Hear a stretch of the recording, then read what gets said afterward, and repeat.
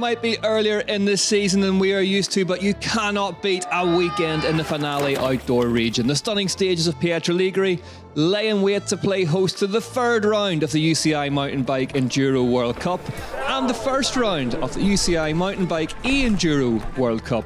The race would take place in the hills surrounding the beautiful historic town. The sun shone and the sea sparkled in the distance, but the finish line beckoned only at the end of a brutal day of racing. The stages of the finale outdoor region awaited.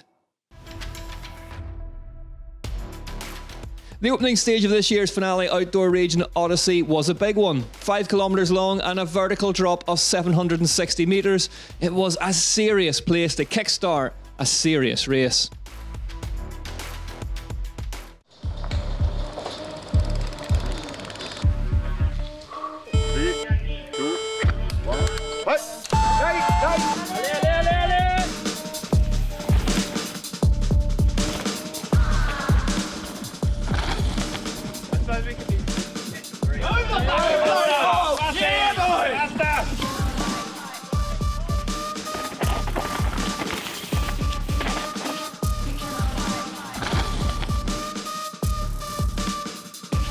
Stage 1 was proving to be a brutal start to the day. Long one, but good feeling. I push all, after I go maybe over limit. Gloria Scarsi, Italy's biggest enduro talent, was fast through the slightly shortened opener, setting the early pace. Savage, I just made a lot of small mistakes. I'm not carrying speed very well. Pivot Factory Racing's Morgan Charre was the first to top it by 7 seconds. That was pretty fun actually. The turns are really fun. And then the last minute, you got to be like really pushing on the pedals. So pretty out of breath now.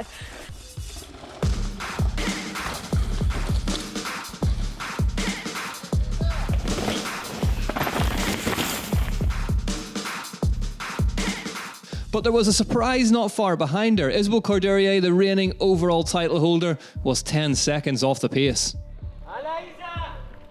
Charre would go on to win the stage after series leader Bex Barona came down in 8th place. Scarsi was in 2nd.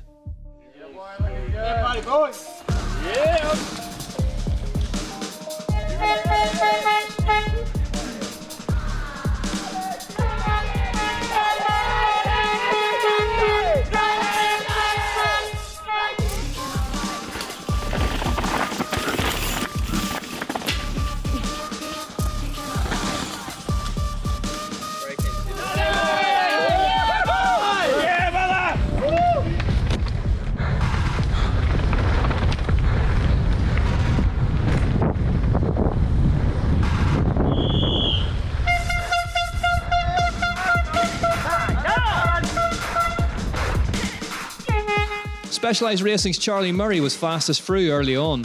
How was it compared to practice out there? Oh, 10 times harder. Just because you pedal everywhere, we usually would just coast. Yeah, boy! But was quickly pipped by Forbidden's Reese Verner. Should have just gone like hard the whole time. Time's going to be hard regardless, but no crashes, just a few bobbles, but I think a good start. Amidst the treacherously loose conditions, Verner's time was holding. Canyon Collective's reigning overall title holder, Jesse Melamed, was 7 seconds back on his compatriot. Just kept going. There's a climb that we all knew about, and then there's everything after it. And once you're tired, like, dude, it's...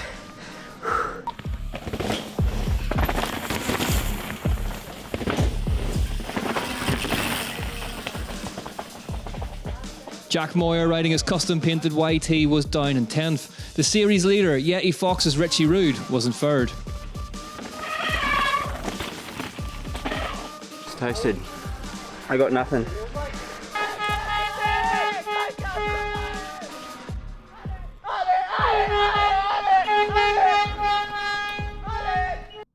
Verner took the stage win from Murray with the green vest wearing Rude in 3rd. In the elite men's race, a sprinkling of young talent garnished a top 10 stacked with previous race winners. Verner was in the lead ahead of Murray and Rudeau. Melamed was 5th and Jack Moyer rounded out the top 10. The course in Pietraligeri was 56 kilometres in length and featured 3,105 vertical metres off descending.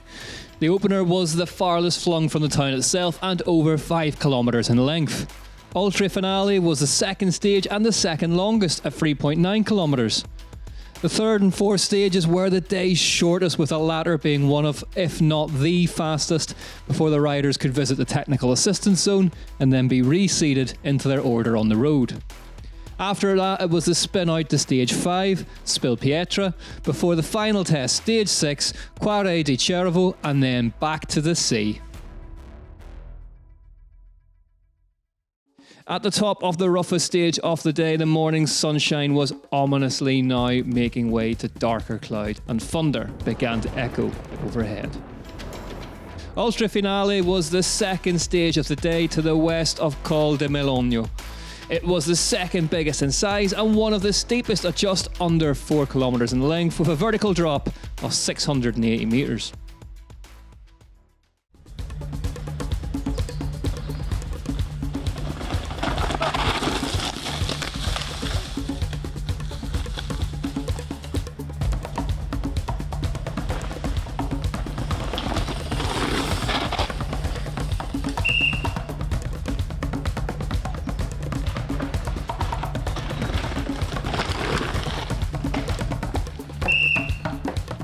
I was happy there was a big thunderstorm at the top, so happy to have made it in the dry all the way out.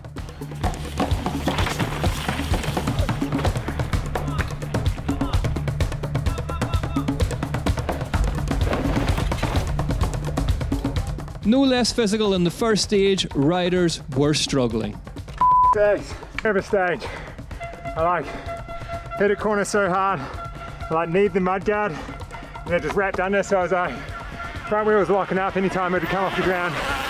So I was like, oh, pedal harder, snap my chain, lost it.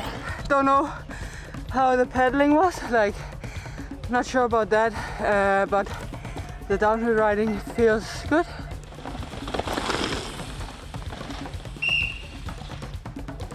Scarsi was fast again on the second stage. The Italian was riding well at her home round. Courdurier rode her way into third on the stage.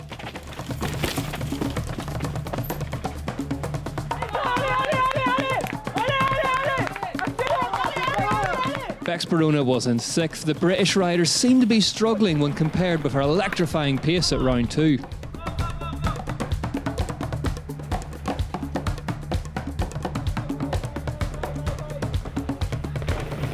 Again though, it was Morgan Charre who was on a charge, on a set of stages close to where she calls home, who went fastest.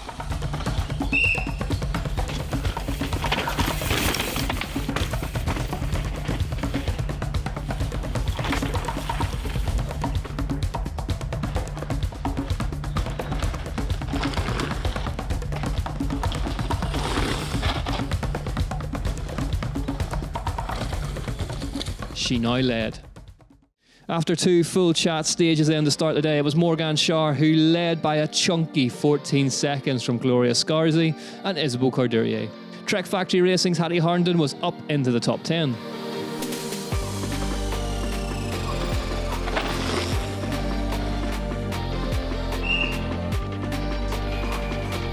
Canyon's Dimitri Tordo was looking resurgent on terrain that he was clearly loving. He was right in the mix on Ultra Finale.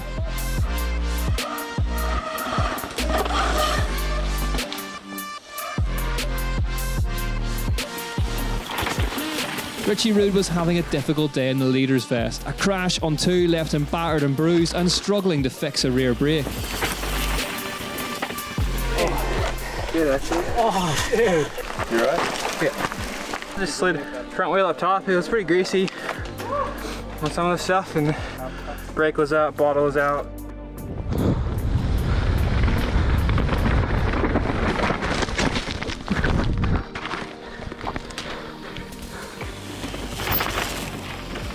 At the start of the weekend, Jesse Melamed said that this course was a never-ending series of corners and that setup was going to be key.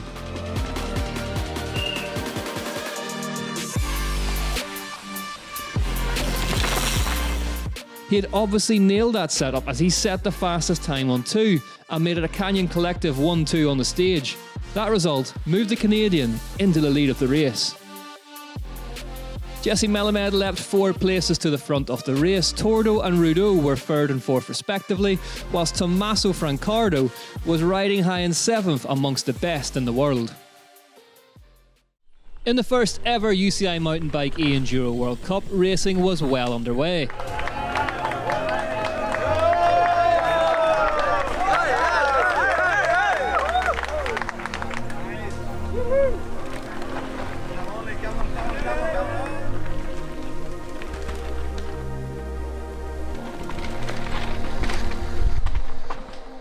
After 3 stages, Laura Charre led the women's race ahead of Flo Espiñeira and Tracy Moseley. In the elite men's, Antoine Rogge led the way from Kevin Mari and mountain bike legend Fabien Barel.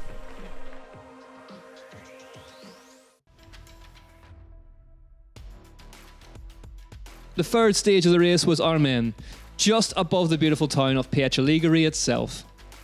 It was the shortest of the day at just 850 metres in length.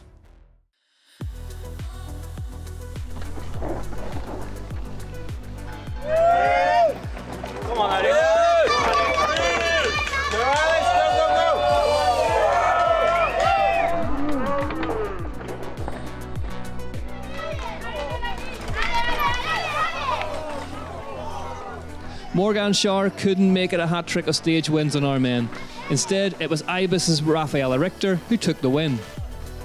Yeti Fox's Bex Barona snuck home in 2nd, ahead of Morgan Charre, who led the overall by 14 seconds. Dimitri Rudeau attacked and this time went fastest on a technical, awkward stage.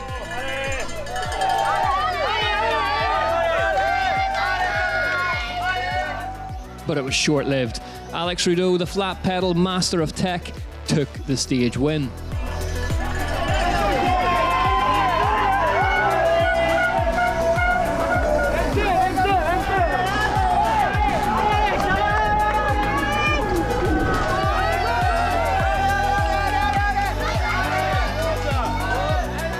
Melamed was 4th on the stage and now held on to his overall lead by just under 2 seconds. He was battling hard to fend off the flying French.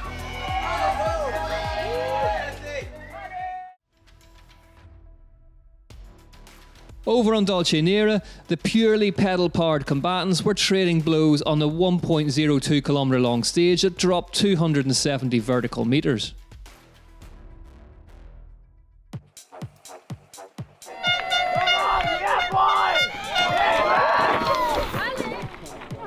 Dolce-Nera was virtually flat out from start to finish. In other words, the perfect place to prove a point.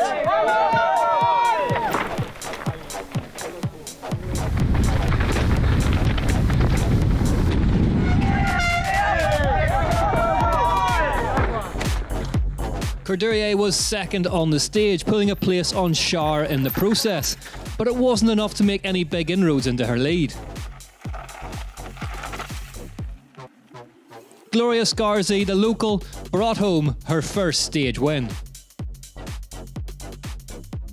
Commensal Enduro Project's Alex Rudeau was riding himself into the kind of form that saw him take his debut win in Ludenvielle at the end of last season. He went fastest.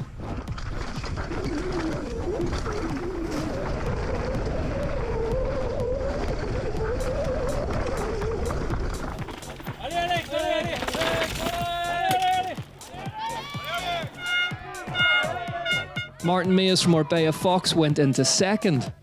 But when the nature of the stage is flat out, all eyes automatically turn to one rider, the Canadian cannonball, Jesse Melamed.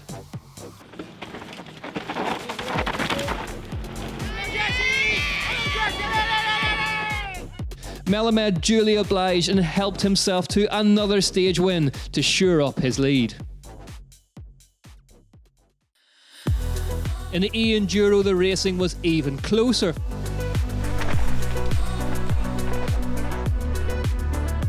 Oh man, it's pretty hard already. Actually really warm, so it's difficult. The grip is not the same than the practice, it's more loose. The limit is really quick. Fabian Barel now led Florian Nicolai, but by just a quarter of a second. Laura Charre was still in the lead, but by just 1.8 seconds. With 2/3 of the race distance completed, it was time to take on some much needed technical assistance in the tech feed zone, after which the riders would be reseated into their order on the road. Try to be in the podium at the end of the day is my goal, but yeah, it's gonna be hard because the guys in the front are super fast. The stage has moved from the training, so you have to improve and find your lines. So you have to stay focused and be present. You know, it's like sometimes you have a big ruts, you have to change your line. So yeah, it's really hard, but I'm feeling good, so it's okay. Yeah, it's going pretty well. I really enjoyed the first 2 stages, like the longer one, because it's a lot of turns, like many turns, and I think they're quite good on flat pedals as well. You got to take like quite a lot of inside lines because the outside are gone like most of the time, so yeah, it works pretty good for me. Yeah. It's degraded into being really sick. It's like, I think when a downhill track like kind of blows up and it gets to this sweet happy medium. Stage 4 I thought was going to be totally wrecked, but you just like slap in and it's all kind of blown, but it's still holding. The lines are like cut in a little bit better, and it's really fun. Spilpietra was the penultimate test for the Enduro World Cup racers. It was 1.88 kilometres in length, alongside a vertical drop of 240 metres of bench cut turns and high speed flow.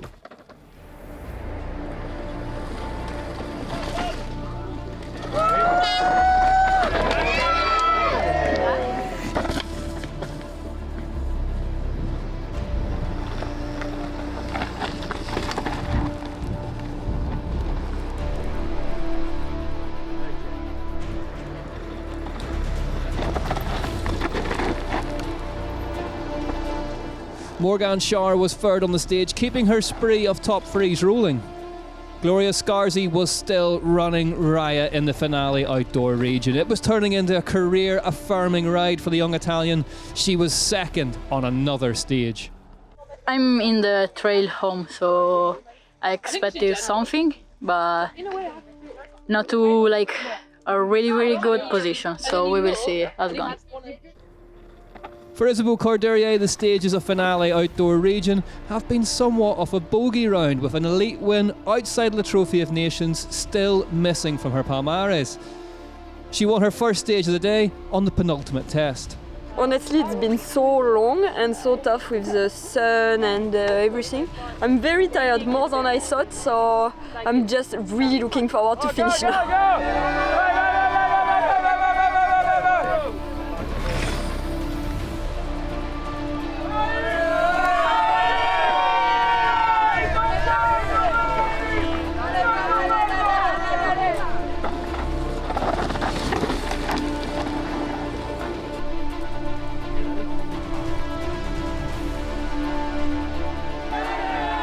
Richie Rude, bandaged up and on a repaired Getty, was back up to speed and third on the stage.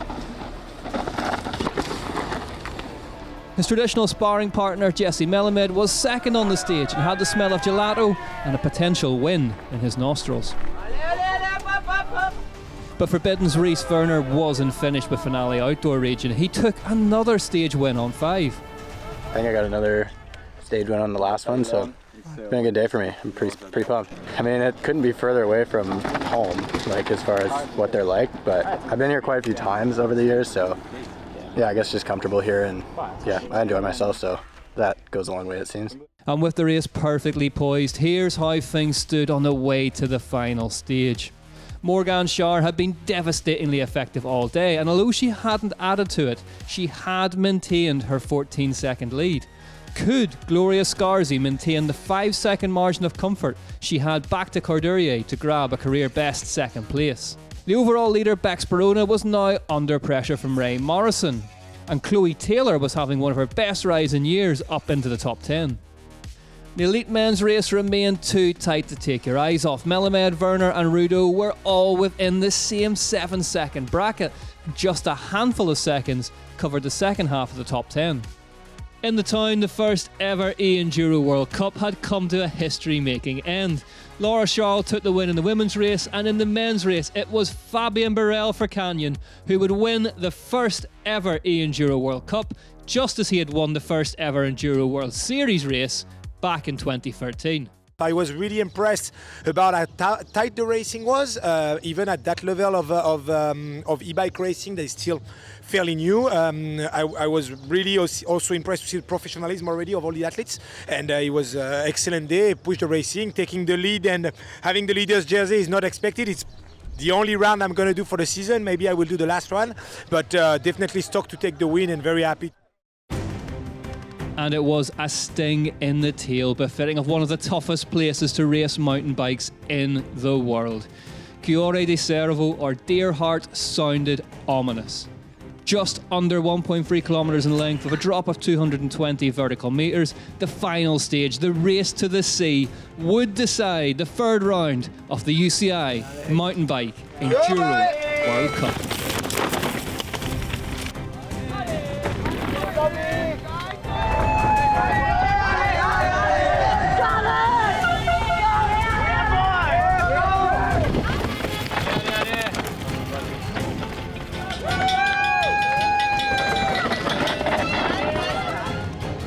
It was a superb day on the stages for the German Raffaella Richter, and she duly rounded it off in some style. The 25-year-old took her first stage win on Charre di Cervo.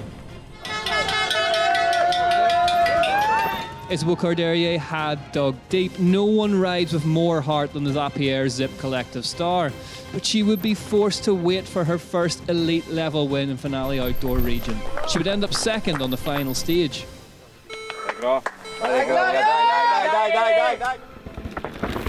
Gloria Scarsi couldn't match Courdurier's time, but crucially had done enough. Gloria Scarsi claimed second place in the race and a new career best elite level finish at home in Italy.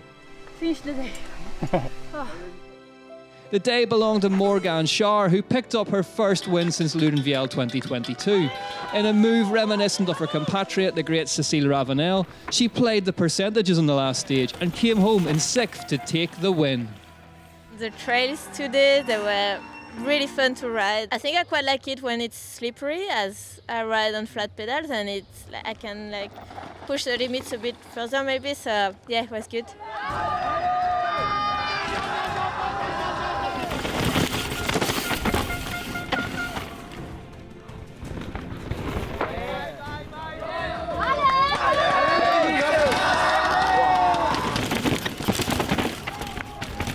Giants U and the No came down to set the pace on the final stage.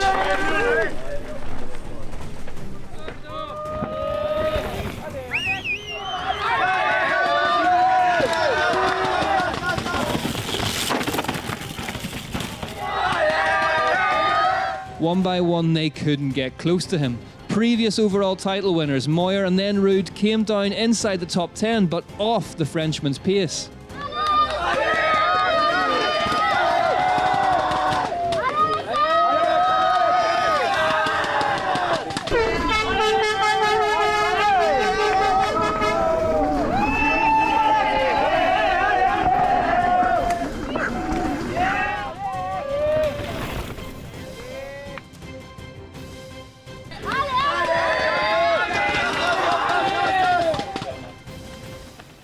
Verner came down in seventh. All eyes now turned to Melamed.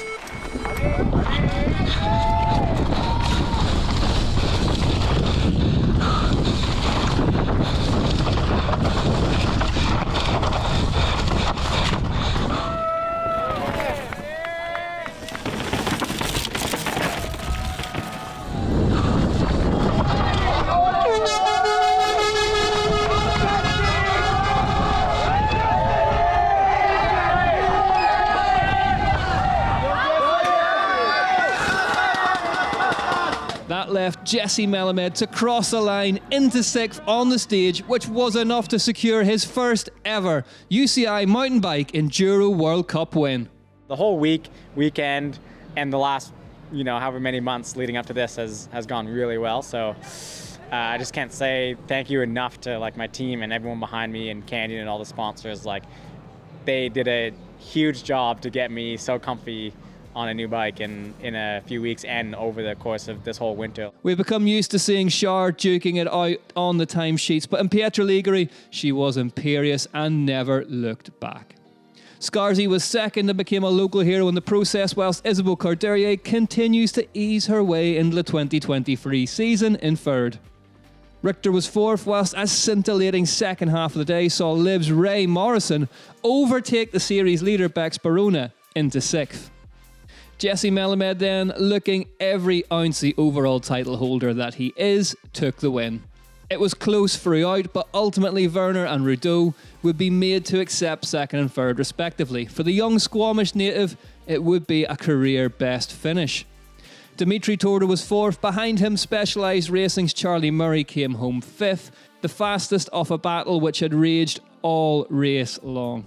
In scenes mirroring those of the elite women's race, Yeti's Richie Rude was edged out on the final stage by the frankly superb Tommaso Francado. Remarkably then, after the third round of the year, Morgan Charre and Isabelle Courdurier are tied on points in the overall with 1,231 apiece, ahead of Bex Barona. Hattie Harnden is fourth and Rafaela Richter is up into fifth. Morrison, Pujan and Prudkova round out the top 10. The elite men's race is almost just as tight, with the points lead changing hands from Richie Rude to Jesse Melamed. Rhys Verner is up into third. Dan Booker holds on to fifth, ahead of Alex Rudeau and the winner of round one, Luke Meyer-Smith, in 10th. And in the team's championship, Yeti Fox lead the way ahead of Forbidden Synthesis, who are impressing everyone this time out.